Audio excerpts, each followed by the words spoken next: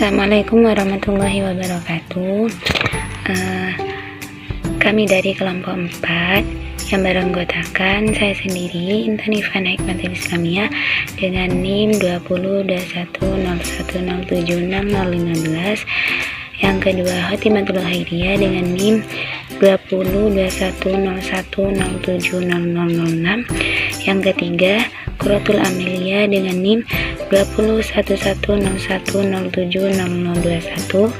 Yang keempat yakni Yaumul Haji Akbar dengan NIM T20198040. Yang terakhir Izzatur Rahmah dengan NIM T20191451. Di sini kami akan menjelaskan tentang pentingnya memahami mandi wajib atau disebut juga dengan mandi besar. Pokok bahasan yang akan dibahas pada pertemuan kali ini yang pertama yaitu pengertian mandi wajib, yang kedua hal-hal yang menyebabkan mandi wajib, yang ketiga rukunnya mandi wajib, yang keempat syarat dan sunnah mandi wajib, yang kelima tata cara pelaksanaan mandi wajib. Oke, baik, langsung saja. Di sini saya sebagai pemateri pertama yang akan menjelaskan tentang pengertian mandi wajib. Dalam kitab Fathul Qorib dijelaskan bahwasannya mandi secara bahasa ialah mengalirnya air pada sesuatu, baik di badan maupun lainnya. Sedangkan pengertian mandi menurut tinjauan syara yaitu mengalirnya air pada seluruh anggota tubuh disertai dengan niat sesuai dengan apa yang menyebabkan orang itu diwajibkan untuk mandi. Mandi wajib di dalam fikih disebut guslun, yang artinya meratakan air ke seluruh bagian tubuh. Mandi wajib ini memiliki sebab tertentu dan cara-cara tertentu untuk membedakan dengan mandi biasa. Mandi wajib dapat mensucikan diri dari hadas besar. Pengertian hadas sendiri yaitu sesuatu yang melekat pada tubuh yang dapat menghilangkan kesucian, berbeda dengan najis. Najis yaitu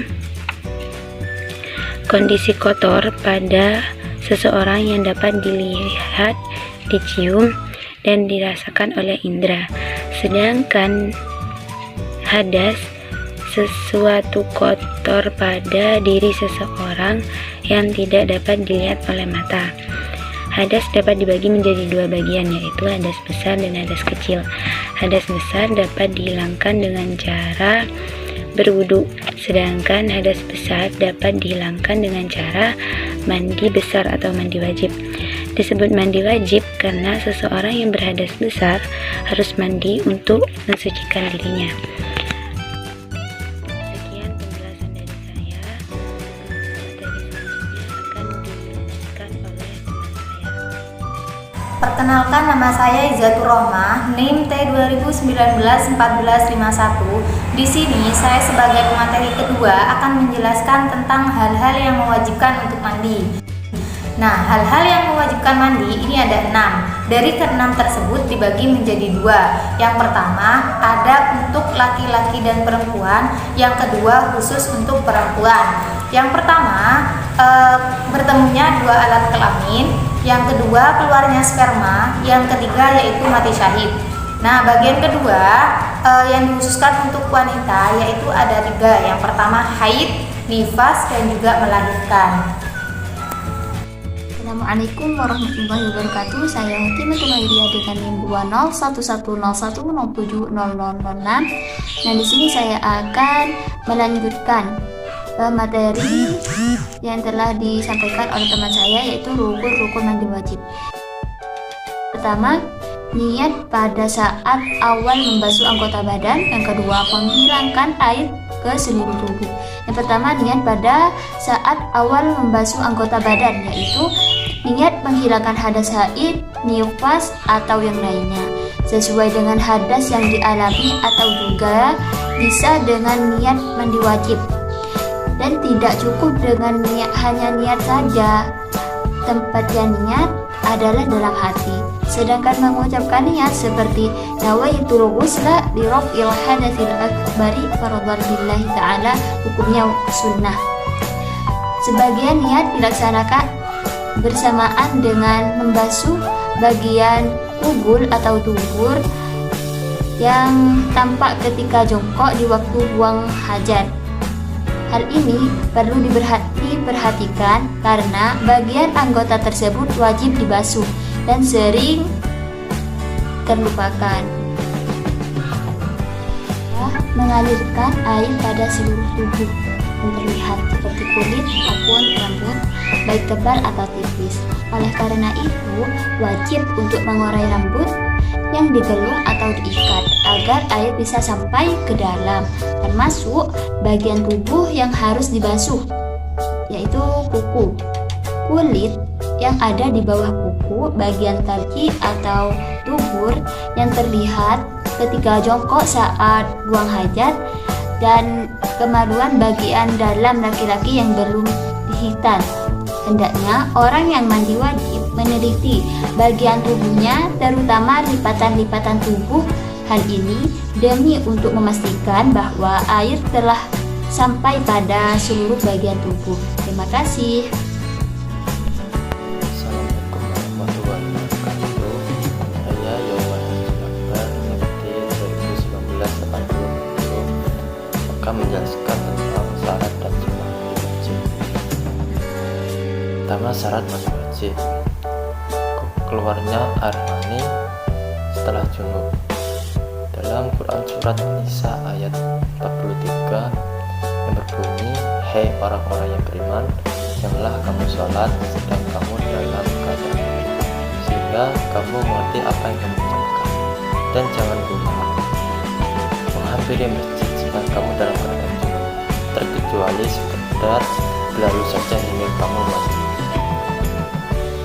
Dalam ayat di atas ditunjukkan bahwa setelah berjunub atau berhubungan suami istri, yang dimana antara laki-laki atau perempuan akan mengeluarkan cairan dari kemaluannya, maka wajiblah ia untuk melaksanakan mandi wajib setelahnya. Jika tidak, ia tidak bisa sholat dan menghampiri masjid. Dan jika dilalaikan, tentu akan berdosa karena meninggalkan yang wajib. Sayyid Sabib, seorang ulama fikih, mengatakan tentang persoalan keluarnya air mani dan mandi wajib. Yang pertama, jika mani keluar tanpa syahwat, tapi karena sakit atau cuaca dingin, maka ia tidak wajib mandi. Jika seseorang bermimpi namun tidak mendapatkan air mani, maka tidak wajib baginya mandi. Yang ketiga, jika seseorang dalam keadaan sadar atau tidak tidur dan mendapatkan mani namun ia tidak ingat akan mimpinya, jika dia meyakini bahwa itu adalah air mani, maka wajib baginya mandi dikarenakan secara zahir bahwa air mani itu telah keluar walaupun ia lupa mandi. Yang kedua, haid dan nifas. Dalam Quran surat Al-Baqarah ayat 225 yang 222 yang berbunyi, mereka bertanya kepadamu tentang haid. Katakanlah, haid itu adalah suatu kotoran. Oleh sebab itu, hendaklah kamu menjauhkan diri dari wanita di waktu haid, dan janganlah kamu mendekati mereka sebelum mereka suci. Bila mereka telah suci, maka campurilah mereka untuk tempat yang diperintahkan oleh Allah kepadanya. Sesungguhnya Allah menyukai orang-orang yang bertaubat dan yang menyukai orang-orang yang mensucikan diri. Darah yang dikeluarkan dari proses haid dan nifas statusnya adalah suatu kotoran. Najis dan membuat tidak suci dari diri wanita tersebut. Untuk itu, wanita yang telah melewati haid dan nifas, maka wajib baginya untuk bersuci dengan mandi wajib agar bisa kembali beribadah. Hal ini disebabkan ada larangan saat haid dan nifas untuk melangsungkan sholat dan puasa sebelum benar-benar suci dari hadas. Sedangkan menundanya merupakan kedosaan karena meninggalkan hal wajib yang dalam kondisi telah melewati haid atau nifas. Yang Yang ketiga, kematian. Orang yang mengalami kematian, ia wajib dimatikan.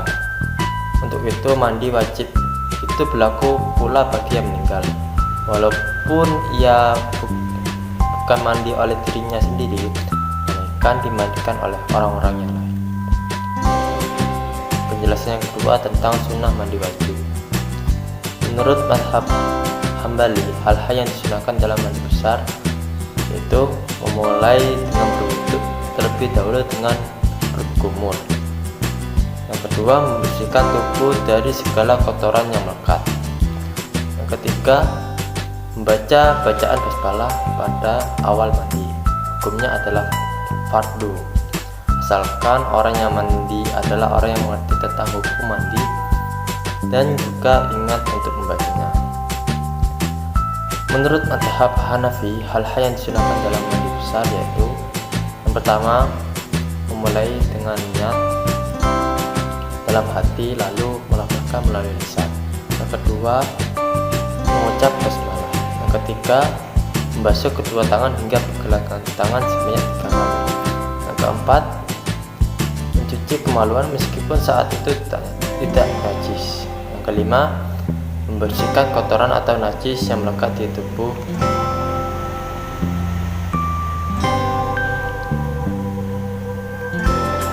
Menurut mazhab Syafi'i, hal-hal yang disunahkan dalam mandi besar yaitu membaca basmalah dengan diikuti niat mandi. Kedua, mengusap tubuh dengan tangannya pada setiap kali menyiramkan air. Yang ketiga, mendahulukan pembasuhan bagi bagian-bagian atas tubuh daripada bagian bawah kecuali bagian bawah. Menurut mazhab Maliki, hal-hal yang disunahkan dalam mandi besar dapat yaitu membasuh kedua tangan hingga pergelangan tangan seperti pada bab yang sebelumnya yaitu bab berwudu. Yang kedua, berkumur.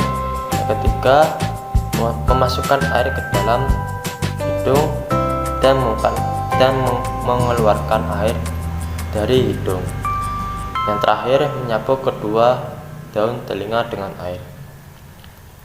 Sekian dan terima kasih. Mohon maaf bila ada kesalahan dalam menjelaskan tentang bab sunnah maupun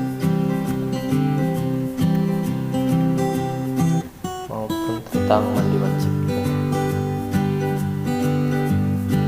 Wassalamualaikum warahmatullahi wabarakatuh. Baik, perkenalkan nama saya Quratul Amelia dengan NIM 20110107002021. Nah, di sini saya akan menjelaskan mengenai tata pelaksanaan mandi wajib. Nah, dalam perkara mandi wajib ini ada hal atau cara yang hukumnya itu wajib, sunnah, dan makruh apabila kita lakukan.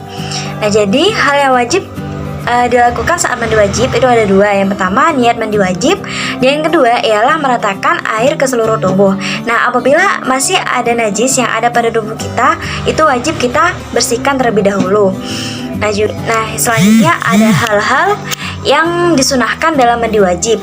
Yang pertama, dimulai dengan membaca basmalah. Yang kedua ialah mencuci kedua telapak tangan kita sebanyak 3 kali. Yang nomor 3, mencuci kemaluan. Yang nomor 4, berwudu. Yang nomor 5, membasuh kepala 3 kali juga. Dan yang terakhir ialah memulainya dengan bagian yang kanan daripada yang kiri, juga sebanyak 3 kali. Dan yang terakhir ialah hal yang makruh ketika mandi wajib. Di sini ada 3. Yang pertama, israf. Nah, yang dimaksud dengan israf ini adalah berlebihan saat menggunakan air. Yang kedua, banyak berbicara. Dan yang terakhir ialah mandi di dalam air yang tidak mengalir atau diam. Oke, mungkin cukup sekian penjelasan dari saya. Kurang lebihnya mohon maaf. Wassalamualaikum warahmatullahi wabarakatuh.